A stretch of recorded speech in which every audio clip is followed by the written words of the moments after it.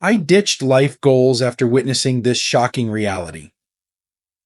As we age, life seems to reveal its truths with striking clarity. It often takes a jarring moment, a wake up call, to make us pause and reflect on the road ahead. For me, that moment came unexpectedly during a quiet holiday in Portugal. It was a sunny afternoon, the kind where life feels effortless. But what I witnessed that day changed my perspective on everything I thought I knew about goals, purpose, and the time we have left. If you enjoyed this video, give it a thumbs up. Don't forget to subscribe and turn on notifications so you never miss an update. 1. A shocking encounter with mortality. There are moments in life so raw, so unexpected, that they shake you to your core. These moments force you to look at yourself, your choices, and the fleeting nature of life itself. For me, that moment arrived on what seemed like an ordinary day, a sunny afternoon in Portugal where the skies were clear and the world felt calm. But life, as it so often does, had a different plan. It started with a noise, a sound I couldn't quite place. At first I dismissed it, imagining it was my neighbor, perhaps exercising or moving something heavy. He was a man I barely knew, yet his presence was a constant during my holiday visits to Portugal. We had exchanged polite nods, shared a Happy New Year across our respective balconies, but never more than that. That afternoon, as the noise turned into cries, I realized something was wrong. His wife's panicked voice cut through the air, followed by the hurried arrival of paramedics. I watched helplessly from my balcony as they surrounded him, desperately trying to revive him. The scene was surreal, a life slipping away on a beautiful day, in a beautiful place. And then silence. He was gone. I had seen death before. I was by my father's side when he passed. This was different. This was sudden, unplanned, and unrelenting. One moment this man was alive, and the next, he wasn't. It struck me deeply, not because I knew him well, but because his death felt so arbitrary, so close. It was a stark reminder that none of us knows how much time we have. As I stood there, frozen by the reality unfolding in front of me, a thought began to form. That could have been me. When I returned home, that thought refused to leave me. It haunted me during quiet moments and whispered to me when I tried to sleep. It wasn't just about his death. It was about what it represented. The fragility of life, the randomness of it all, the way we often live as though we have all the time in the world when, in truth, we don't. I began to question everything. How had I been spending my time? Was I truly living, or was I simply existing? The man who died that day had been on vacation, likely looking forward to the same things I was. Relaxation, renewal, perhaps even a sense of escape. But his story ended abruptly, and it made me wonder, was I writing my own story with the care it deserved? That moment, as painful and unsettling as it was, became a turning point. It forced me to confront my own mortality and ask the hard questions I had been avoiding. What would I do with the time I had left? How could I ensure that whenever my end came, I wouldn't look back with regret? The death of a near stranger reminded me of a truth we all know but rarely act upon. Life is precious and it is fragile. It is not something to be endured or postponed. It is something to be embraced fully and without hesitation. This experience didn't just change my perspective, it changed my life. It pushed me to let go of the trivial and focus on what truly mattered. It taught me that the greatest tragedy isn't death itself, but the failure to live fully in the time we are given. That man's death was a wake-up call, not just for me, but I hope for anyone who hears this story. It is a reminder that life's fragility is not something to fear, but something to honor. It is a call to live intentionally, to cherish each moment, and to never take for granted the time we have. 2. Facing the reality of time. Time is a paradox. When we are young, it feels infinite, stretching endlessly before us, ripe with possibilities. As we age, the illusion fades, and we begin to see time for what it truly is: fleeting, finite, and utterly unforgiving. Witnessing my neighbor's death on that quiet afternoon in Portugal shattered whatever illusions I still clung to about my own time. It brought me face to face with a reality I could no longer ignore. That could have been me. Those words echoed in my mind as I flew back home. They weren't just a fleeting thought, they were a weight I carried with me, pressing on my chest with every passing day. I couldn't stop thinking about how his life had ended so suddenly, so unexpectedly, and what that meant for me. What if my time came tomorrow, next month, next year? How much of my life had I spent waiting for someday, assuming that my story still had chapters left to write? For years, I had lived under the comfortable assumption that I would make it well into my 80s. After all, I had an uncle who was 94, still sharp and full of stories to tell. Why wouldn't I have the same look? But as I sat with the memory of that man, lifeless on the balcony next door, I realized how dangerous those assumptions could be. My father had died at 74. If I were to follow in his footsteps, I would have barely more than a decade left. The thought was sobering, not because it scared me, but because it forced me to reevaluate everything. Time is not promised. It doesn't owe us anything, and it doesn't care about our plans. The only certainty is the moment we are living right now. I thought about the years I had already lived, the choices I had made, the paths I had taken, and I wondered, had I spent them well? The answer was complicated. I had built a successful business and sold it. I had explored new ventures, taken on consulting roles, and tried to share my knowledge in various ways. But in truth, I had been drifting. I had spent so much time chasing external goals that I had lost sight of what truly mattered to me. The death I witnessed wasn't just a reminder of life's fragility. It was a call to action. It was a nudge, a forceful, undeniable nudge that told me it was time to stop waiting, waiting for the perfect moment, waiting for the right opportunity, waiting for the future. The future isn't guaranteed. The only thing we can count on is now. I realized then that my relationship with time had to change. It wasn't enough to simply acknowledge its passing, I had to honor it. That meant living with intention, not just letting the days blur together into a haze of routine and obligation. It meant asking myself every single day, what will I do with the time I have left? This wasn't about panic or fear. It wasn't about rushing to cram as much as possible into whatever years I might have left. It was about clarity. It was about stripping away the distractions and focusing on what truly mattered. For me, that meant letting go of the idea that life is a series of endless tomorrows. It meant seeing each day as a gift, not a guarantee.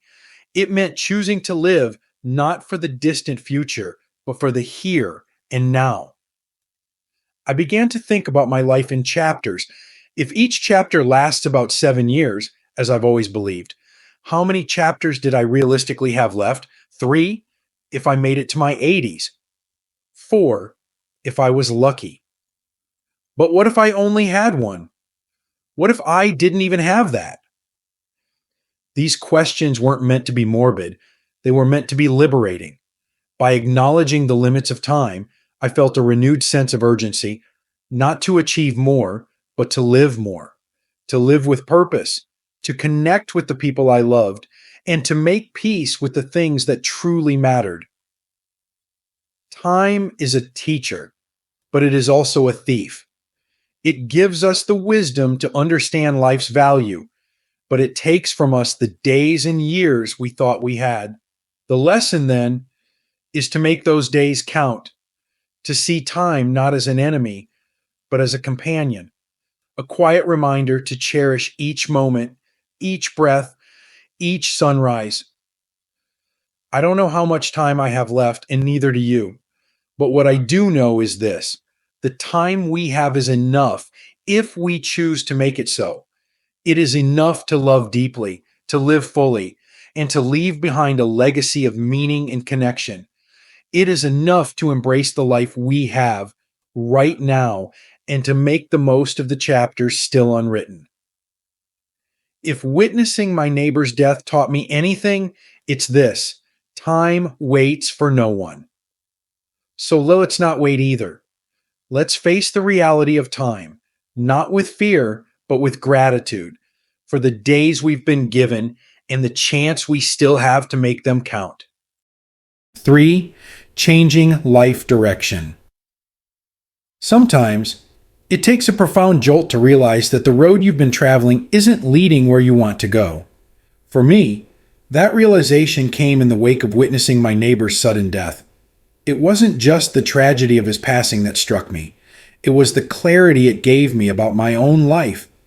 I had been moving, yes, but was I moving in the right direction?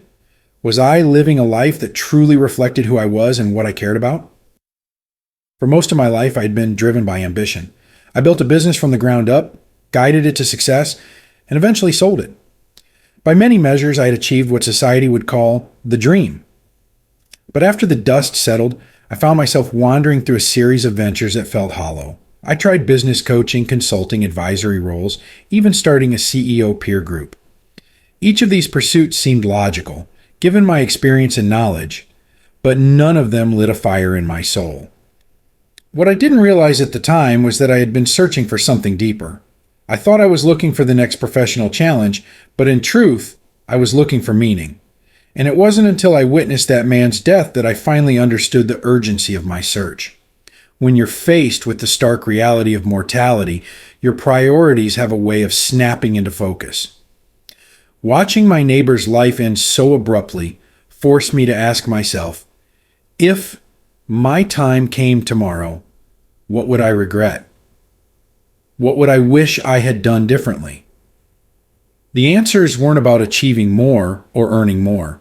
They were about living more authentically, sharing more openly, and finding a way to make my experiences count for something greater than myself. I began to think about the knowledge I had accumulated over the years. It wasn't just about business strategies or leadership principles. It was about the human journey, the ups and downs of midlife, and the unique challenges and opportunities that come with aging. These were the lessons I wanted to share, not as an expert preaching from a pedestal, but as a fellow traveler navigating the same terrain. The more I reflected, the more I realized that my life's direction didn't need to be about what I had achieved, but about what I could give. And so I decided to shift my focus entirely. Instead of chasing goals that didn't resonate, I chose to start something new. A YouTube channel where I could speak directly to people like me, men and women in their 50s, 60s, and beyond, who were searching for purpose and clarity in the second half of life. It wasn't an easy decision. Starting something from scratch at this stage of life felt daunting, even risky, but it also felt right. For the first time in years, I wasn't just following a career path, I was following my heart. This shift wasn't just about creating content, it was about creating connection. I wanted to share my story and my insights, not to impress or instruct, but to inspire, to remind others that it's never too late to change direction, to rediscover what matters, and to live with intention. The truth is, many of us drift through life, especially as we get older. We fall into routines, we settle into habits, and we convince ourselves that our best days are behind us, but they're not. If anything, the later years of life are an opportunity, a chance to rewrite the script, to embrace a new chapter, and to find fulfillment in ways we never imagined. Changing direction doesn't mean abandoning the past. It means building on it, using the lessons we've learned to guide us toward a future that feels authentic and alive. For me, that meant letting go of the need to prove myself through work and instead focusing on creating something meaningful. When I look back now, I see how every experience I've had, every success, every failure, every moment of doubt has led me to this point. Witnessing my neighbor's death was a turning point, yes, but it wasn't the whole story. It was the spark that ignited a deeper understanding of what I wanted my life to be about. Changing direction is not always easy, especially when you've been traveling the same road for so long. But it's worth it, because at the end of the day, the most important question isn't what have I accomplished? It's how have I lived? If you're reading this and feeling stuck, I want you to know that it's never too late. Whether you're 65 or 85, you have the power to change direction. You have the power to create a life that reflects your values, your passions, and your truth.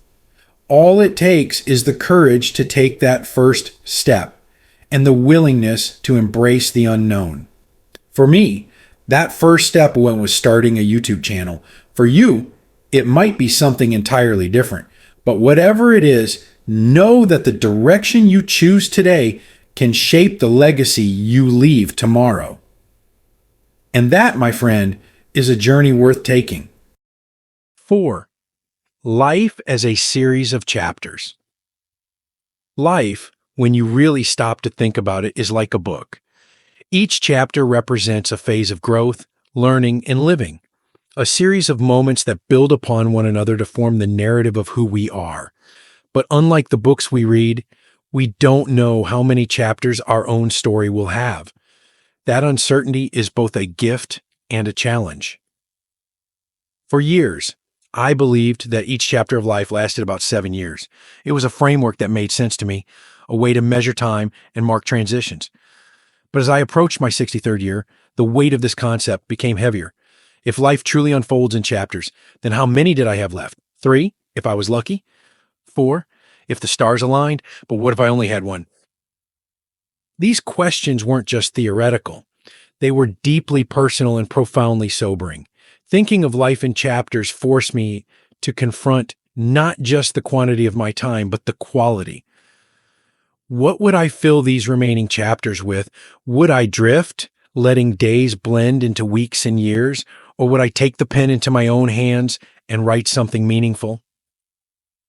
The idea of chapters also brought me a sense of hope. It reminded me that no matter what had come before, I had the power to start fresh. Every chapter, after all, is an opportunity, a blank page waiting to be written. Even if the previous chapters were filled with mistakes or missed opportunities, the next one could be different. But hope without action is just a dream. I realized that if I wanted the next chapter of my life to be meaningful, I had to approach it with intention. It wasn't enough to let life happen to me. I had to actively shape it.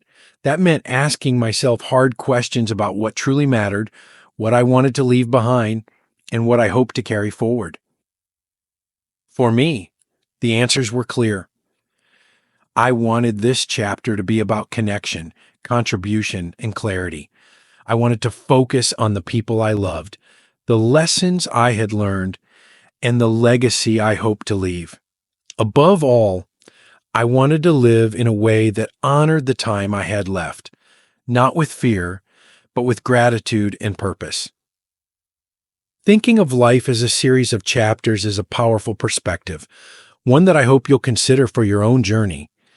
Each chapter is a chance to start anew, to build on the past while embracing the future. The number of chapters we have may be uncertain, but the meaning we bring to them is entirely up to us. 5. Adopting anti-goals. For most of my life, I had been driven by goals. Like many people, I believed that setting specific, measurable objectives was the key to success and fulfillment. Build a business, grow my wealth, travel to new places. These goals gave me direction, but as I grew older, I began to question whether they truly brought me happiness. It wasn't until I stumbled upon the concept of anti-goals that my perspective shifted. Unlike traditional goals, which focus on what you want to achieve, Anti-goals center on what you want to avoid. It's a subtle but profound difference, one that changed the way I approached the later years of my life. The idea is simple. Instead of asking, what do I want to accomplish? You ask, what do I want to eliminate from my life? For me, this question led to a series of powerful realizations. I didn't want to spend my days glued to a television screen, wasting hours on passive entertainment. So I made a commitment to explore the world, to visit new places, and to immerse myself in the beauty of nature. I didn't want to be surrounded by clutter, physical or emotional. So I began the process of decluttering my life, letting go of possessions I no longer needed, and relationships that no longer served me. I didn't want to lose touch with the people I loved, especially my son. So I prioritized time with him, inviting him on family trips and making regular visits to his home. By focusing on what I didn't want, I created space for what truly mattered. This approach gave me clarity and peace, allowing me to live with greater intention and less regret. Anti-goals aren't about settling or giving up. They're about redefining success in a way that aligns with your values and priorities. They're about letting go of the noise and distractions that pull you away from what's truly important. If you're feeling overwhelmed by the pressures of traditional goal setting, I encourage you to try this approach. Ask yourself, what don't I want in my life? What can I let go of to make room for joy, connection, and purpose? You might be surprised by how liberating it feels to focus on what truly matters and how much easier it becomes to live a life that reflects your deepest values. For me, adopting anti-goals wasn't just a strategy, it was a revelation. It helped me see that sometimes the best way to move forward is to let go of what's holding you back. 6. The gift of perspective. Perspective is one of life's most profound gifts. It has the power to transform the way we see the world, to shift our focus from what's trivial to what truly matters. Yet, perspective often comes to us in moments of great joy or deep sorrow, those rare, defining experiences that jolt us out of our routine and force us to see life in a new light. For me, that gift arrived unexpectedly, wrapped in the tragedy of witnessing my neighbor's death. At first, the shock of that moment was overwhelming. Seeing a life end so abruptly, so unpredictably, shook me to my core. But as the days passed and the initial wave of emotions began to settle, I found myself reflecting on what that experience had taught me. It wasn't just a reminder of life's fragility, though that lesson was undeniable. It was also an invitation, a call to reevaluate my own life, my choices, and the legacy I hoped to leave behind. Witnessing my neighbor's death forced me to confront questions I had long avoided. What am I doing with the time I have left? Am I living in alignment with my values? Or am I simply going through the motions, waiting for a tomorrow that isn't guaranteed? These were not easy questions to face, but they were necessary. They became the lens through which I began to see my life, not as a series of endless days, but as a finite and precious journey. The perspective I gained wasn't about fear, it was about clarity. It reminded me that life isn't measured by the number of years we live, but by the depth of meaning we bring to those years. It's not about how much we accumulate, achieve, or accomplish, but about how fully we embrace each moment and how deeply we connect with the people we love. This newfound perspective also helped me let go of the illusion of control. For much of my life, I had clung to the belief that I could plan and prepare my way to a perfect future. But life is unpredictable, and no amount of planning can guarantee the outcomes we desire. My neighbor's death was a stark reminder that the only thing we truly have is the present moment. And in that moment, we have a choice: to live with intention and gratitude, or to let the days slip by unnoticed. As I reflected on this, I realized that perspective is not just a gift, it's a responsibility. It calls us to act, to live in a way that honors the lessons we've learned and the time we've been given. For me, that meant simplifying my life, focusing on what truly mattered, and letting go of what didn't. It meant spending more time with my family, pursuing passions that brought me joy, and sharing my experiences with others in the hope that they too might find clarity and purpose. Perspective also brings with it a sense of urgency, not the frantic rush to do everything at once, but the quiet understanding that time is finite. It encourages us to prioritize, to say yes to what aligns with our values and no to what doesn't. It teaches us to cherish the ordinary moments, the laughter of a loved one, the warmth of the sun on our skin, the stillness of a quiet evening, because these are the moments that make life rich and meaningful. If there's one thing I've learned, it's that perspective is a gift we can choose to accept at any time. You don't have to wait for a tragedy to force you to see life differently. You can start today, right where you are, by asking yourself, what truly matters to me? How can I live in a way that reflects those priorities? These questions, simple as they are, have the power to change everything. The gift of perspective has transformed my life. It has taught me to see each day as an opportunity, each interaction as a chance to connect, and each decision as a step toward a more meaningful existence. And for that, I am deeply grateful. As you reflect on your own journey, I hope you'll embrace this gift as well. Let it guide you, inspire you, and remind you of what's truly important. Life is precious, and though our time may be limited, the impact we can make is boundless. All it takes is the willingness to see things differently and the courage to live accordingly. A profound closing thought. Life, in all its complexity, is both fleeting and infinite. Fleeting because the time we are given is impossibly brief, a mere flicker in the grand span of existence.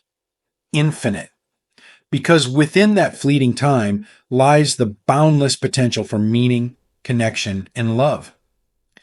The greatest lesson I've learned, and the one I hope to leave with you, is this. Our lives are not defined by their length, but by their depth. We are the authors of our own stories. Every choice we make, every relationship we nurture, and every moment we embrace becomes a sentence, a paragraph, a chapter in the book of our lives. Yet so often we drift through the pages, waiting for a someday that may never come, unaware that the most profound moments are already unfolding in the present. The death I witnessed, as shocking and painful as it was, taught me an invaluable truth. The time to live is now, not tomorrow, not when the stars align, but now. This moment, however imperfect, is a gift. It is a chance to love more deeply, to act with greater purpose, and to create a life that reflects the truest parts of ourselves. If you take one thing away from this reflection, let it be this. You have the power to shape your story. No matter your age, no matter your past, the pen is still in your hands.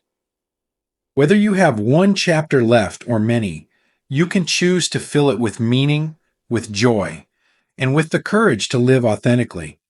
As we stand at the crossroads of what has been and what is yet to come, let us commit to living with intention. Let us cherish the time we have, however much or little it may be. And let us remember that the greatest legacy we can leave is not in what we accumulate or achieve, but in the love we give, the lives we touch, and the memories we create. The clock is always ticking, but it is not our enemy. It is a reminder, a gentle yet persistent reminder to live, to truly live. So take a deep breath, look around, and ask yourself, what will I do with the time I have left? Then, with clarity and courage, write the chapter you were always meant to write. Because this is your story. Make it one worth telling. These lessons are meant to inspire you to live fully and authentically. Now, I'd love to hear from you. Take a moment to reflect and share one thing you've learned and plan to apply in your own life. Let's support each other on this journey toward embracing these truths. If you enjoyed this video, please leave a comment with 1. If not, feel free to comment with 0. Your feedback means a lot to us. Don't forget to like, share, and subscribe to our YouTube channel for more content like this. Thank you for watching. And here's to living life on your own terms.